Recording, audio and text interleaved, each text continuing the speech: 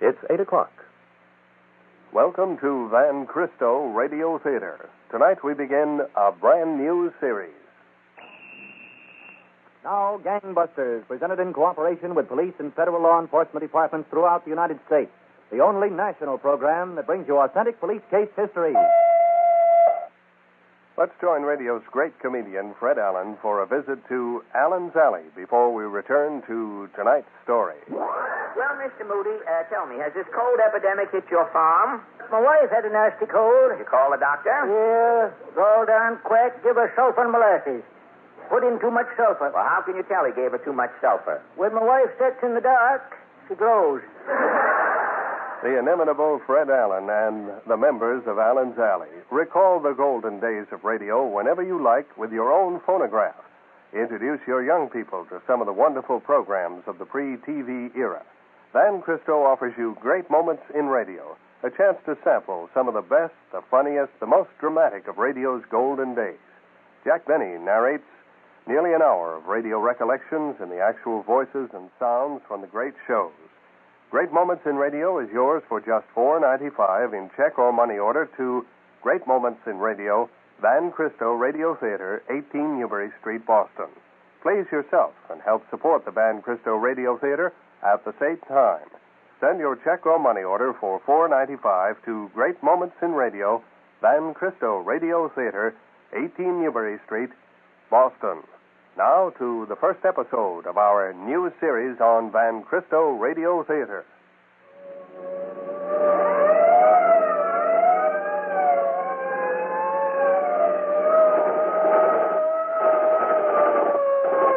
Tonight, Gangbusters present the case of the Broadway Bandits who scooped up a fortune in silver coin until they learned that small change could add up to disclosure and death. Gangbusters has asked the Honorable John J. Sullivan, former Chief of Detectives and Deputy Police Commissioner, New York City Police Department, to narrate by proxy tonight's case. Chief Sullivan, I understand you brought one of the persons involved in tonight's case here to the studio with you. Yes, Don, but let's save our guest until later in the program. All right, Chief Sullivan.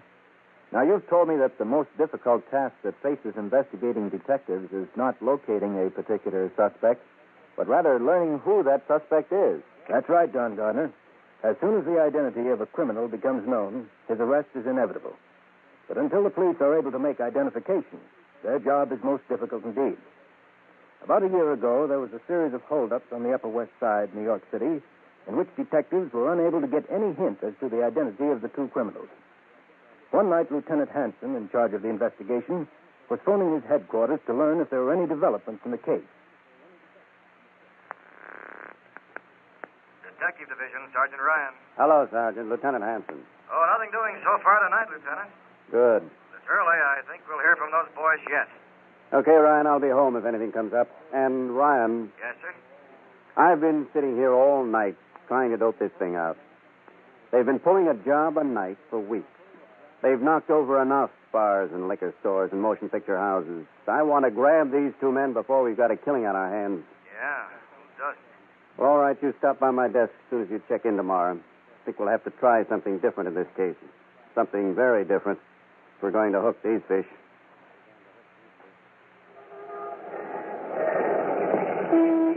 Look, you want to take this movie house, you stick a gun on the cashier, you got the dough. Okay.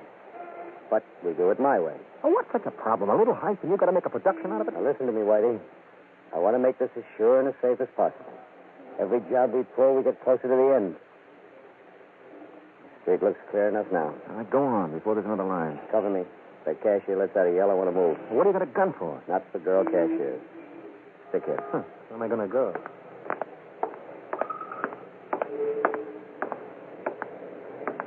Good evening. Fine evening.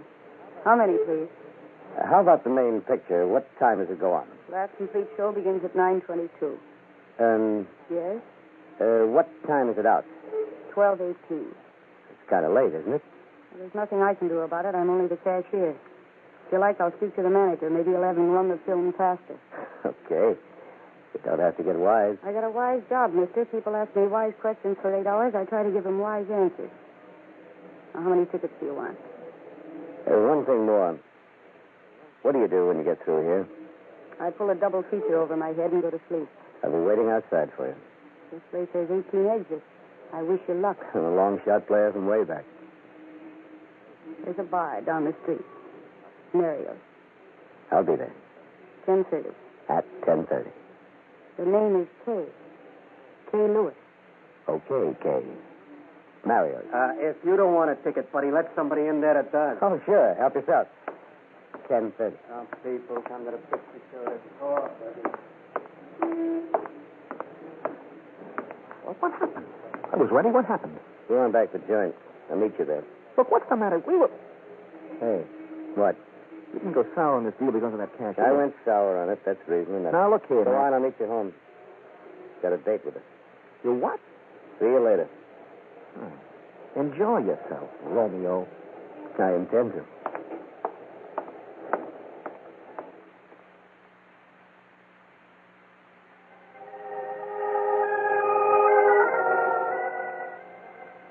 So that's all there is to it.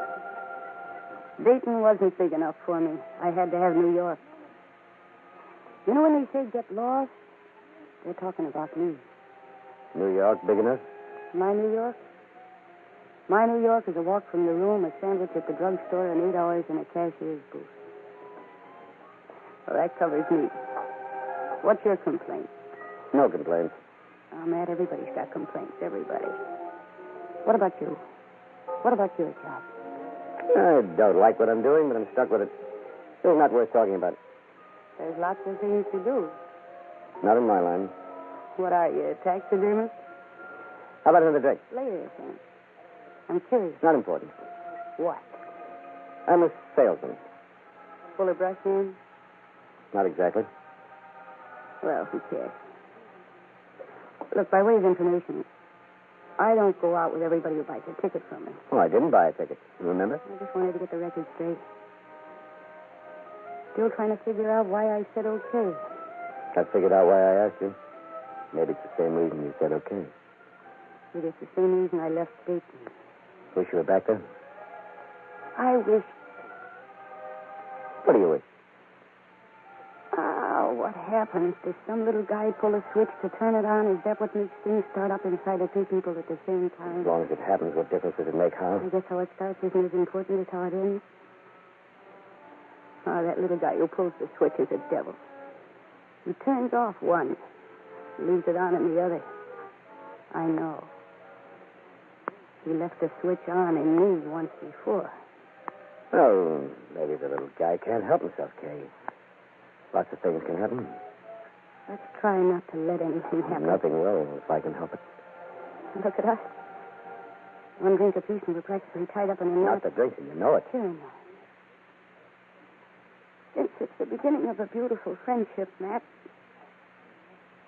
I guess you'll know sooner or later. What? It's awful. I've got hay fever. Who cares? No, it sounds like nothing, but come August 15th, I get to look like a sight. Don't worry about it. You don't have any secrets? No. None that's important. Look, Matt? What? You're not married? No. Are you off at 10:30 every night? Yeah. How about tomorrow night at 10:30? Right here at Mario's? Sure. Why not? Okay.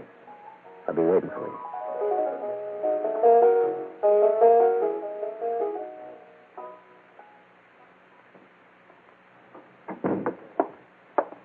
Hello, Whitey.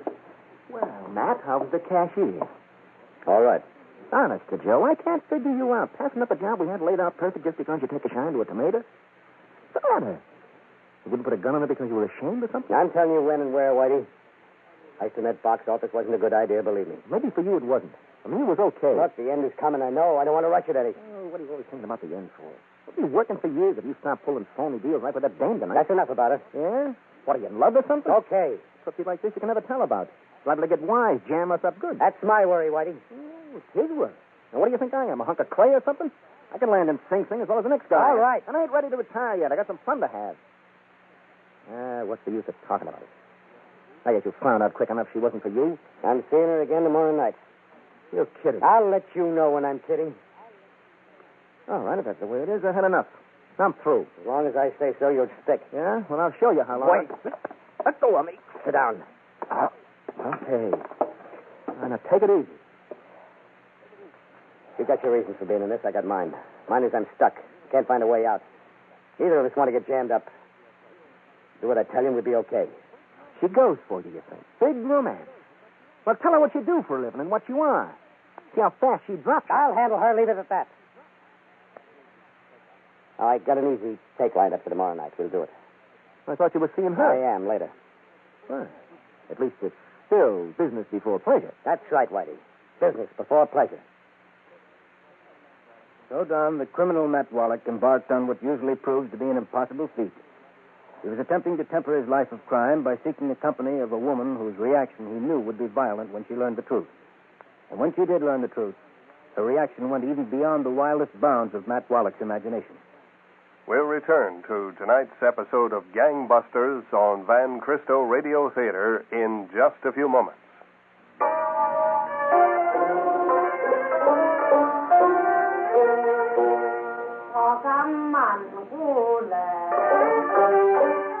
Der Zauberlehrling.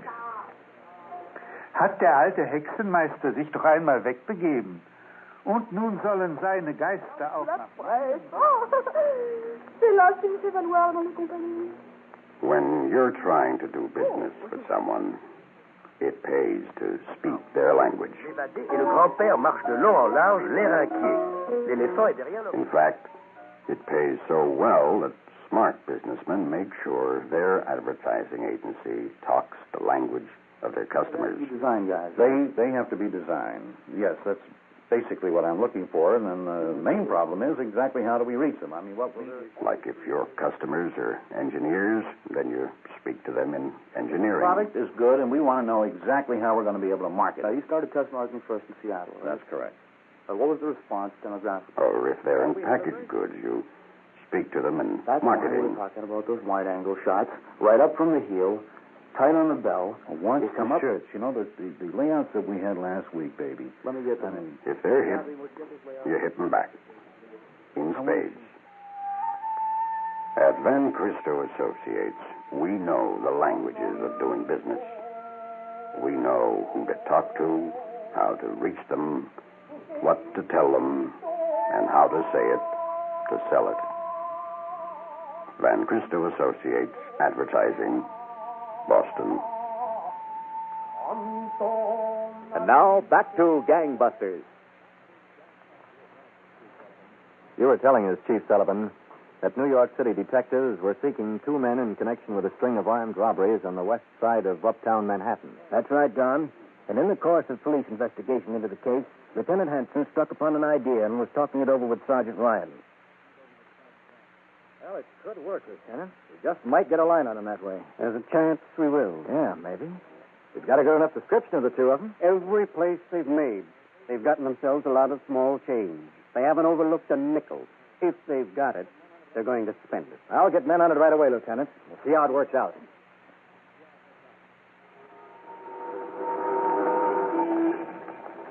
Isn't this better, Matt? Isn't this better than breathing that smoke all night at Mario's? As long as you're here, baby, it's fine. I just don't like park benches in general. They plagued me all my life. About a battleship or a cruiser out there. What difference does it make? War's over. I was just wondering. You wonder about a lot of things, don't you? The wandering kid from Dayton, that's me. You still wondering about me? You're first on my list.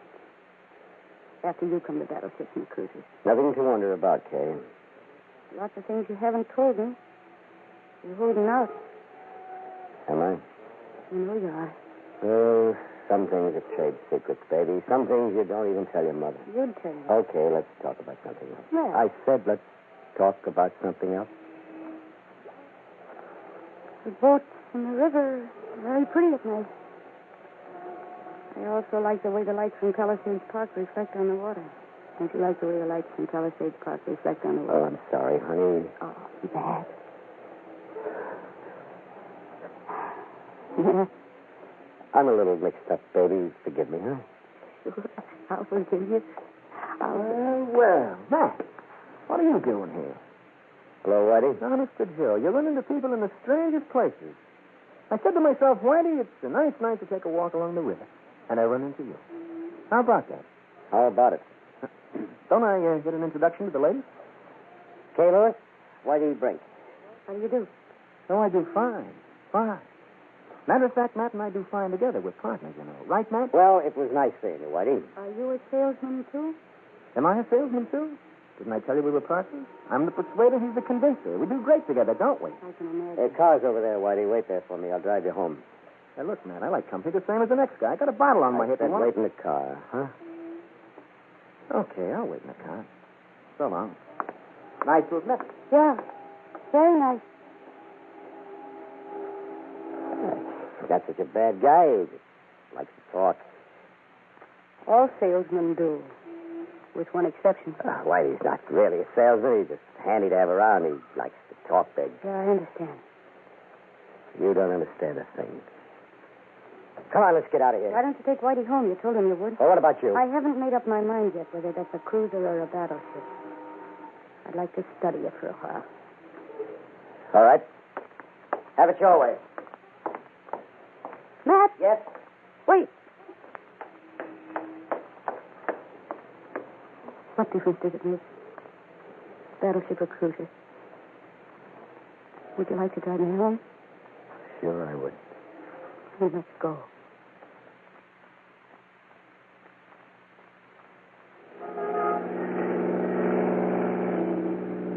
Well, go on, Matt. Say it. I've been waiting since you took her home, waiting for you to say it. Sure, I followed you to the pond. Go on, say it. Oh, shut up. What do you think you are? Better than me or something? What gives you that idea? You want to know what I think? I think you're worse than me. Okay, I'm worse than you. I'm a gunman, and I love it. They could stick me away for 20 years, and I'd come out and do the same thing. And you hate me, and you hate yourself for being what you are. You can't change it, brother. You might as well make up your mind to squeeze every nickel out of every sucker in town and enjoy it while it's squeezing is good. All right, let's go home and hit the sack. Yeah. I guess we had enough for one night.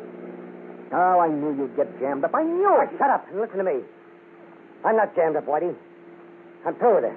The best thing all around, especially for her. She don't know it, but tonight was the finish. If I'm going to be a rod guy, I might as well be a good one. Good ones don't have time for square dames. Well, now you're getting some sense. Well, let's get home and talk. Got work to map out.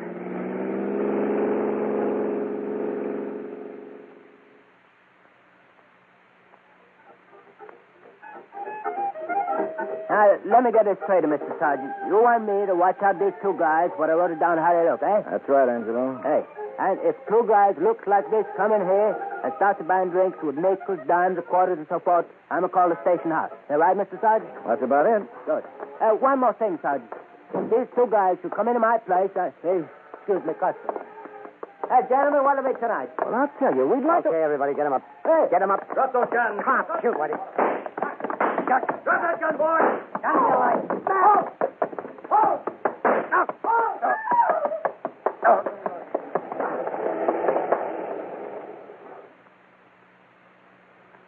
One's dead, Lieutenant. I'm sure I hit the other one. I couldn't shoot any more on account of the pedestrian. Well, keep the men looking around the neighborhood, Sergeant. Meantime, we'll get all the hospitals notified to be on the lookout for a man with a gunshot wound. Well, if he is hit, he won't get far. Any identification on the dead one? He had a wallet in his pocket. There was a card in it. Gives an address up on Amsterdam Avenue. A few keys, little change. Okay, we'll check on that Amsterdam Avenue address. The other one might be headed there.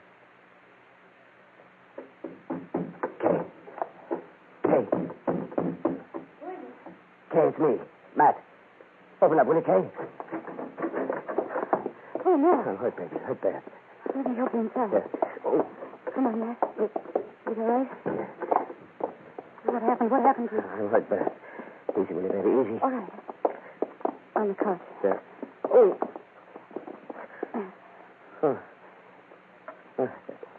Better. Much better. You need a doctor. No, I don't need a doctor. Don't get a doctor. What happened? I didn't want to get you involved, baby. I didn't know where to go. I'll take care of you, Matt. What happened? Well, I got in a fight. It doesn't hurt too much. It's just kind of dizzy. Let's see that shoulder. All right. Save it. Easy. Easy, honey. Hurts when you touch it. Matt. Yeah. This is a bullet wound. Yes, it's a bullet wound. Guy had a gun. You need a doctor. I don't want a doctor, I told you. It'll get infected. Well, fix it, baby. You got some iodine, you got some cotton, fix it. I'm not going to make it worse. Fix it, will you? All right. I'll get this stuff. Kay, Yeah? come here, baby. As soon as that's fixed, the better. Hold my hand, will you? Sit. I'm nuts about you, baby. I've been nuts about you from the first minute. You know, it's the same with me. It wasn't any fight, honey. I know it. You're in trouble. You and Whitey. Whitey's troubles are over. Oh, I wish mine were. no, don't say that. You can straighten yourself Yeah, out. we walked right there. The cop was inside the place. We pulled Lie her. back there, isn't there? Yes.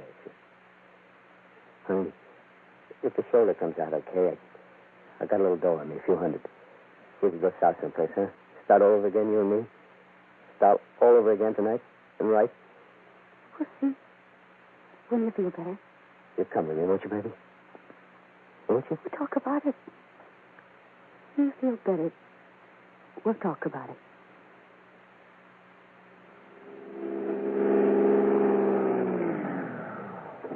Hello, Lieutenant. Ryan. I was just going to the call box to phone you. Well? They both worked here, all right. The other one's name's Matt Wallach. He hasn't shown up yet. I suppose he knows we're waiting here. What'd you find out about him? The landlady couldn't tell me much. Confirmed the description, that's about all. Now, I sent her down to identify Whitey Brink's body. Anything else?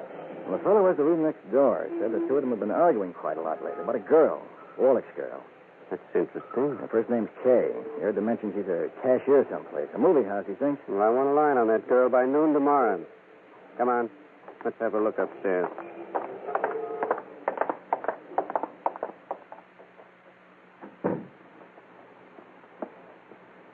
It's all right, Kay. I'm awake.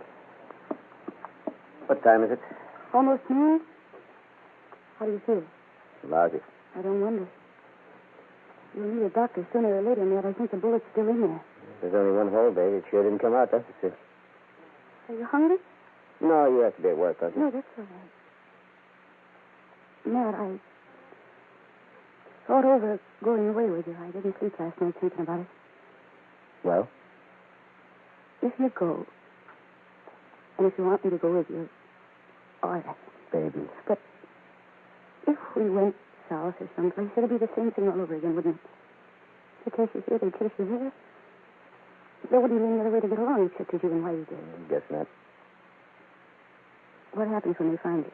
Hey, now, wait a minute. No, what happens? Oh, 10 years, and I'm lucky 5, maybe. I'll get you sometime. Maybe even today. All right. Bound to come. Why don't you get it over with? Get it over with and stop the case. Aren't you tired of this running and running? Yeah, but I don't relish even 5 years. Everything will be changed. I'll be changed. You'll be gone. I can't ask anybody to wait 5 years, even 1 year. If it'll help, we can get married.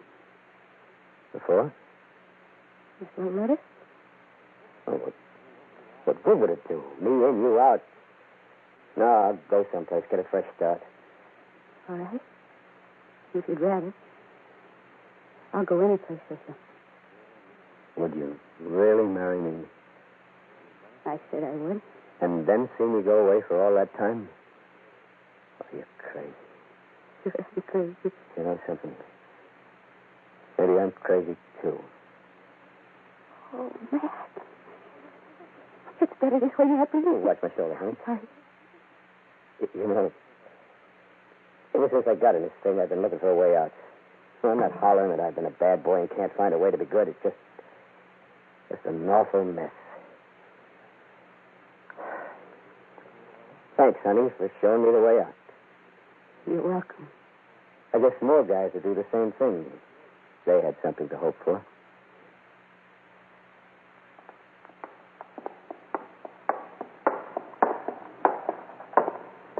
And this is Lieutenant Hanson, miss. What can I do for you? They said that you were the man I was to see. Your name is Kay Lewis? That's right. Kay Lewis. I... You came to tell us where Matt Wallach is. How? We just traced your name. As a matter of fact, I was just starting out to see you. He's at my place. He's hurt. He wants to turn himself in. He really does. He could have gone south. He could have gone anything. He wants to get straightened out. Have you talked him into getting up? He made up his own mind.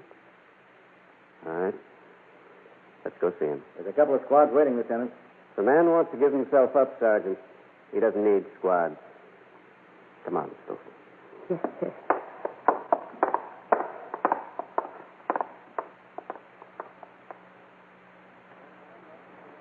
Well, Don, that was the end of another gang of bandits.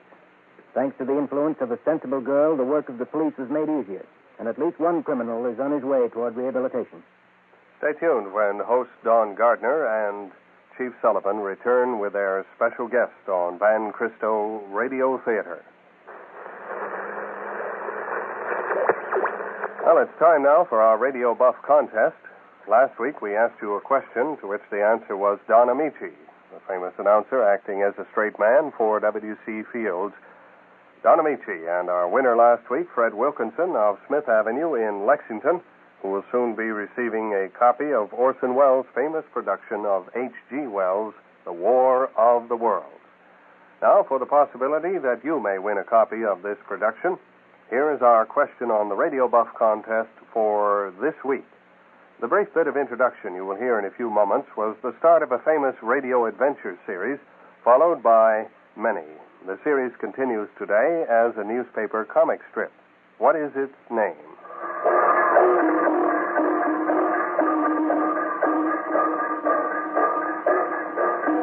Quaker Puff Wheat Sparkies brings you... Yes, what was it that Quaker Puff Wheat Sparkies presented? Will you tell us the name, please, of that famous radio adventure series which today still continues as a newspaper comic strip? Mail your answer before this Tuesday midnight to the Radio Buff, Van Cristo Radio Theater, 18 Newbury Street, Boston 02116. We'll draw one winner from all the correct entries received. The judge's decision is final. Mail your answer now to Radio Buff, Van Cristo Radio Theater, 18 Newbury Street, Boston 02116.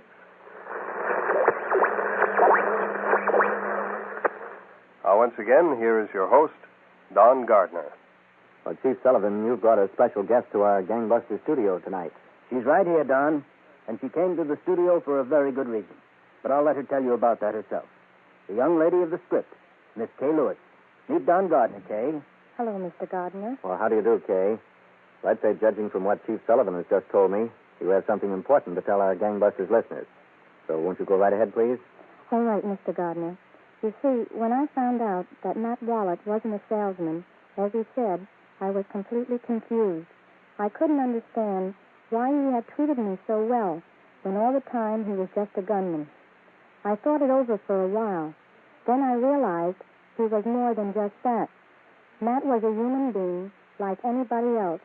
If he gave himself up, I knew there was a good chance that someday he could start all over again. So I talked to him about it. Fortunately, he agreed with me.